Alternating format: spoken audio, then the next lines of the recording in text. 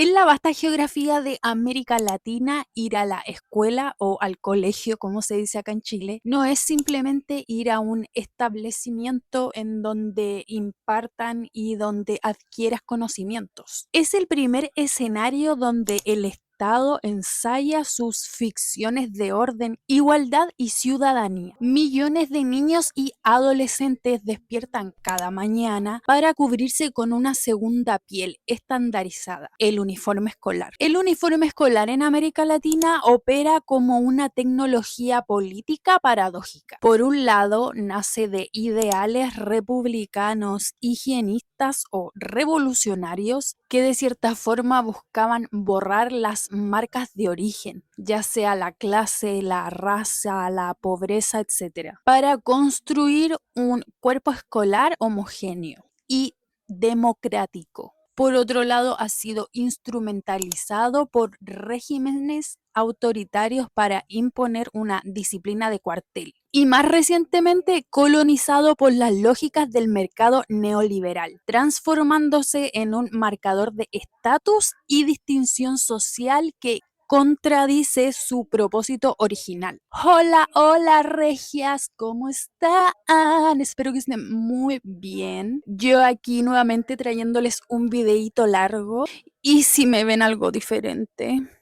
Además de mi pelo, que la última vez que me vieron tenía esto, pero no hecho completamente, ahora ya sí está hecho con rosado como debe ser. Pero además si me ven diferente es porque ahora tengo una luz profesional. ¿Lo pueden creer? Mi novio me la regaló para Navidad y estoy living porque es demasiado buena y me encanta porque la he usado mucho para hacer mis videos cortos para TikTok y Reels, que si no me siguen por allá vayan a seguirme. Y les juro que la diferencia es pero abismal. Entonces, bueno, hoy día les traigo un videíto de algo que, bueno, para mí fue interesante investigarlo. Y también les traigo un videíto de este tema porque yo hace un tiempo hice un video corto para TikTok y Reels más enfocado en el uniforme escolar chileno. Y ese video se hizo demasiado viral. O sea, ya en Instagram superó el 1.000.000 de visitas. Entonces fue demasiado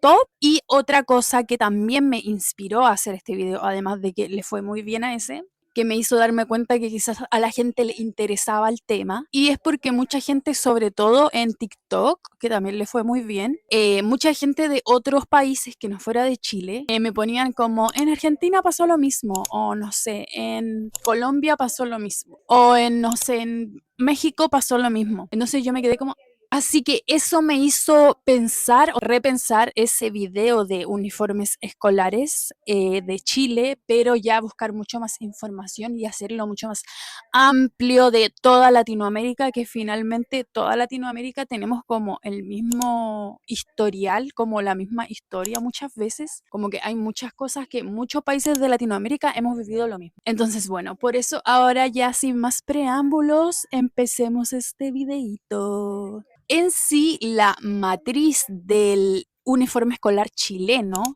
tiene un ADN muy militar, ya que a finales del siglo XIX el Estado chileno contrató misiones militares alemanas para profesionalizar el ejército de Chile.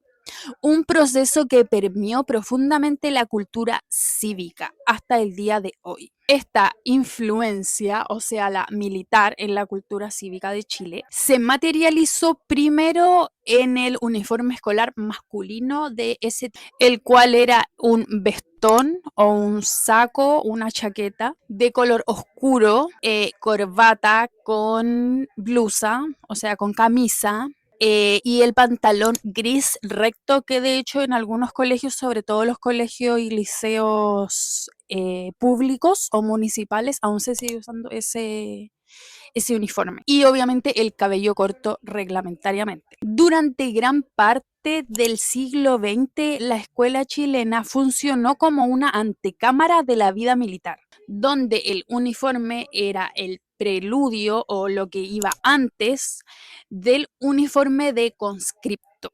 Y esto pasó hasta el gobierno de Eduardo Frei Montalva, el cual era demócrata cristiano. No comment acerca de la DC.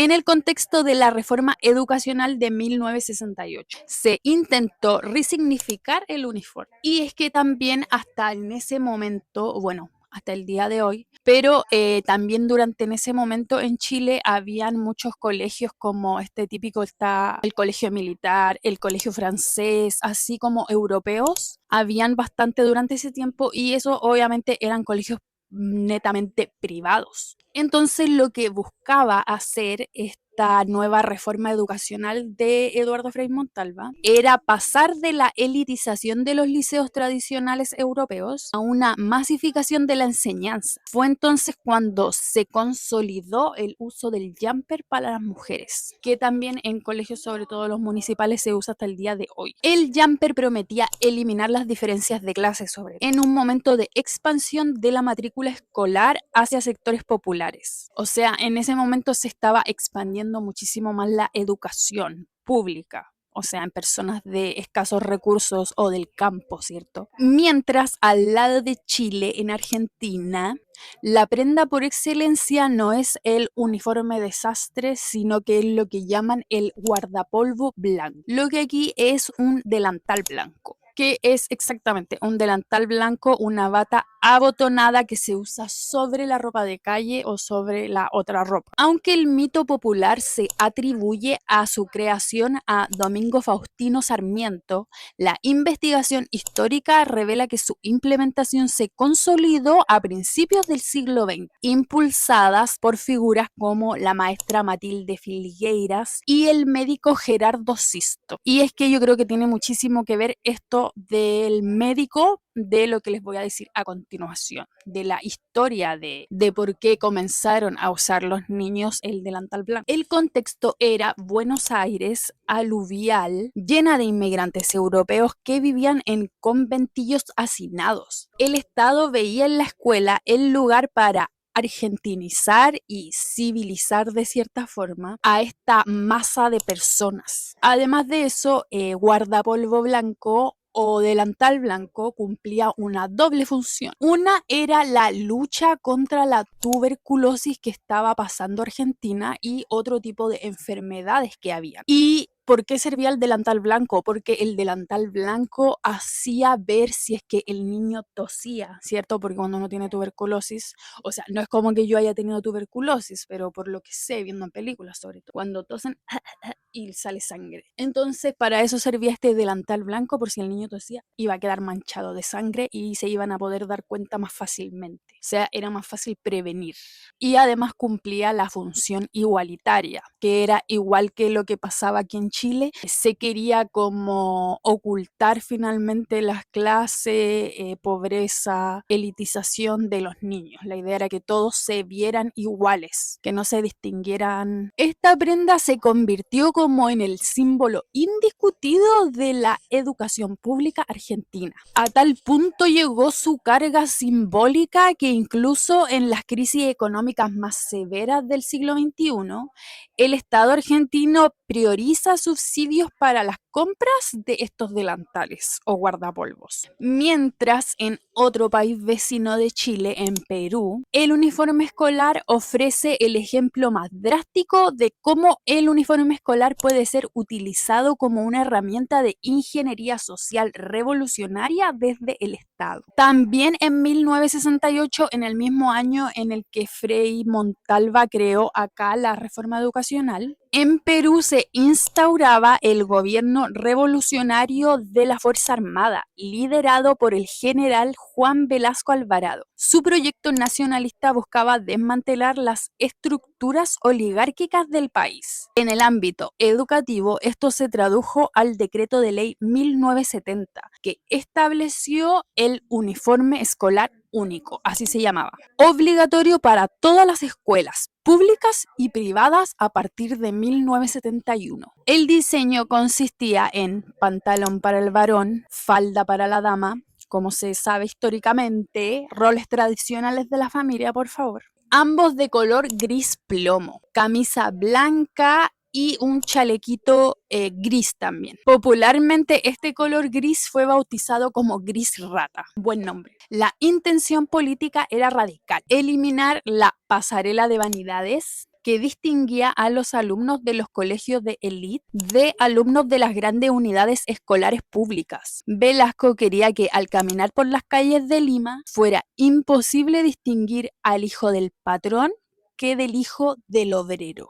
Y uno de los países en donde cambia un poco esta visión de crear finalmente un uniforme escolar para borrar las distinciones de clases es en Colombia. En Colombia, la historia del uniforme escolar se desplaza del terreno político económico al terreno jurídico moral. Colombia estaba consagrada al Sagrado Corazón hasta 1991. Mantuvo gran parte del siglo XX un sistema educativo donde la moral católica dictaba las normas estéticas.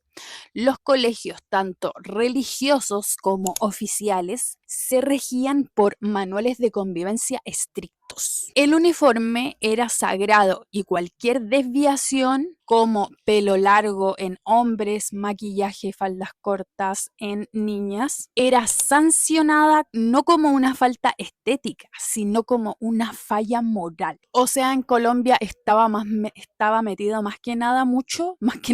estaba metido más que en otros países de Latinoamérica, quizás el catolicismo o cristianismo y la religión. Y en México, el uniforme escolar tiene una historia rica y compleja que se remonta a la época colonial, que yo creo que de todos los países de Latinoamérica, el de los que encontré, es la historia de uniforme escolar más antigua. Durante la época colonial, la educación en México estaba mayormente bajo el control de la Iglesia Católica. También, igual que en Colombia, pero estamos hablando de la época colonial. Por ello, las instituciones religiosas encargadas de la educación impusieron una vestimenta uniforme para los estudiantes. En la década de 1930, durante el cardenismo, hubo intentos de introducir uniformes de inspiración socialista para borrar las distinciones de clase, como era lo que había pasado o lo que pasaría después en los otros países de Latinoamérica de los que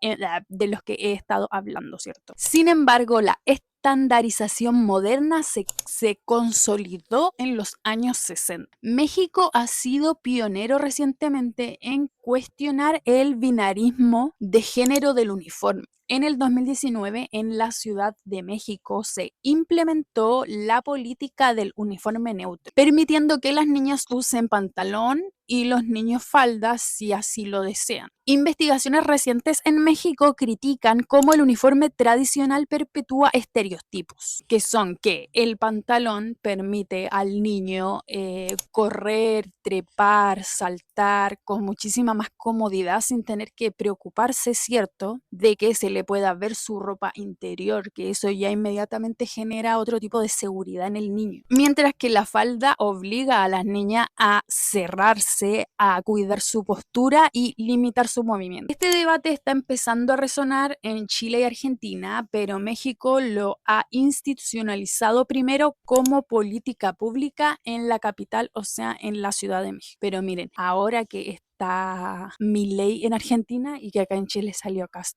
jamás va a pasar eso. ¿Vos cuándo? Ni en sueños. Y si ya vimos con las historias que les conté anteriormente, de las historias de los comienzos de los uniformes escolares, que la gran mayoría fue creada, que es de cierta forma querer borrar las distinciones de clases por la vestimenta, es hacer querer que todos se vean iguales, que no existan diferencias simplemente por la vestimenta de los niños. Ahora vamos a ver otra cosa que también tienen muchísimo en común la mayoría de los uniformes escolares en Latinoamérica, que sería más que nada la historia que estamos viviendo el día de hoy. Y es que en el siglo XXI, tras décadas de reformas,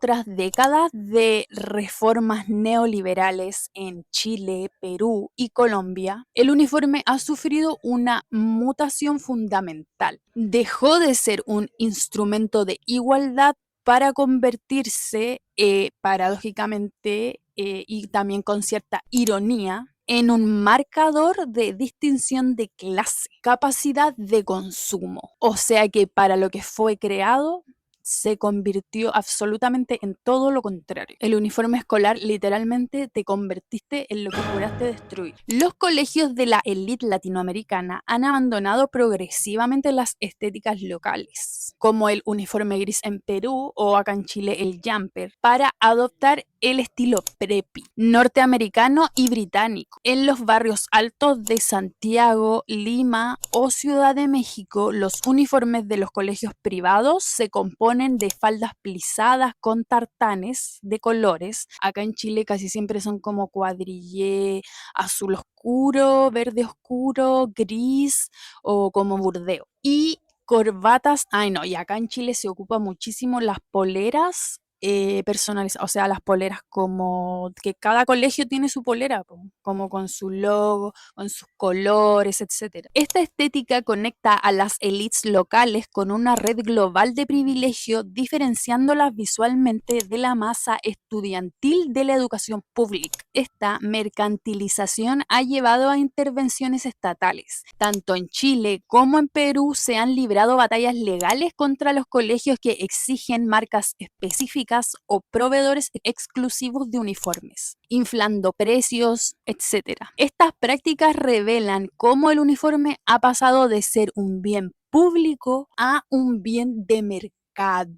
Y es que saben que ojalá fuera solo para las elites, pero esto ya, por ejemplo, acá en Chile es algo que es completamente no de las elites, porque yo de hecho fui a un colegio y a un liceo después que tenía un uniforme como diferenciado, que tenía su polera con el logo del colegio y que la falda era, no me acuerdo qué color. Entonces, y yo no soy nada de clase alta ni del menos si era ahí en Puente Alto nomás, po. Entonces, ya dejó de ser, yo creo, algo de elites. Y saben que también algo que me pusieron en algunos comentarios y que de hecho yo también había pensado en eso, y es que algo que obviamente es como un indicador así clave de la mercantilización del uniforme escolar es cuando empezaron a vender los uniformes escolares de ciertos colegios en tiendas de retail, en el mall, así como en Falabella, en Ripley, no sé, como que cada uno vende diferentes colegios. Eso ya es como un indicador así, pero heavy de mercantilización y capitalismo de uniforme escolar. Y así es como en América Latina los uniformes escolares comparten un origen estatal y universalista. Sin embargo, con la expansión del neoliberalismo dejaron de funcionar como un dispositivo de igualdad pública y pasaron a operar como bien de mercado obligatorio, donde la distinción social se reintroduce a través del consumo, las marcas y la capacidad económica de poder comprar un uniforme de las familias. Porque eso también es lo otro, que los uniformes hoy en día son carísimos. O sea, de verdad, yo encuentro que a veces es demasiado lo caro que son los uniformes. O sea, un uniforme un uniforme completo, hoy en día yo creo que les debe salir, no sé, a los que tienen hijos, como 70 lucas, más o menos, yo creo, sí. Lo cual yo encuentro que es súper caro. ¿Qué onda? Imagínate. Imagínate si tenéis más de un hijo, porque por lo menos mis tías acá con mis primitos, que son chiquititos, ya ellas tienen un hijo, pero imagínate, no sé, hay gente que tiene más de 3 hijos, no sé, que tienen 4 hijos, 5 hijos. No, no hay bolsillo que aguante. Pero bueno, así les voy a terminar.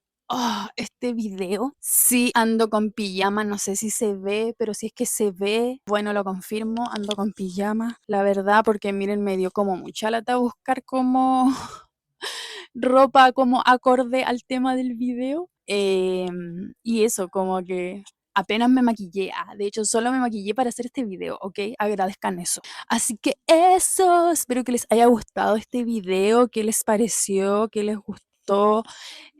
Agreguen cosas en los comentarios, qué piensan ustedes acerca de este tema, se habían puesto a analizar esto de los uniformes escolares de sus países.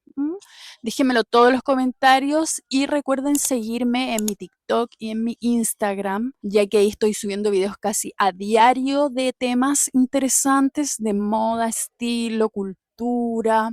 Ahora voy a empezar a hacer quizás más videitos de temas como de marketing y cultura, porque yo estudio ingeniería en marketing. Así que eso, espero que les haya gustado mucho este video. Si lo vieron entero, muchas gracias por verlo. Recuerden darme like, suscríbanse, coméntenme, todas esas cosas. Todas esas cosas. Ay, además estoy feliz porque pasamos ya los 1000 suscriptores. ¡Yeah! De hecho, ya pasamos, ya vamos como en 1100. Así que, ¡yeah! Muchísimas gracias. Estoy feliz. Estoy cumpliendo mi sueño de niña de ser youtuber, de verdad. Así que, bueno, eso. Los quiero mucho. Chao. Ah, y lo otro, ¿le gustaron mis gráficas de atrás? Me esmeré pensándolo, ¿ok? Así que bueno, eso, adiós.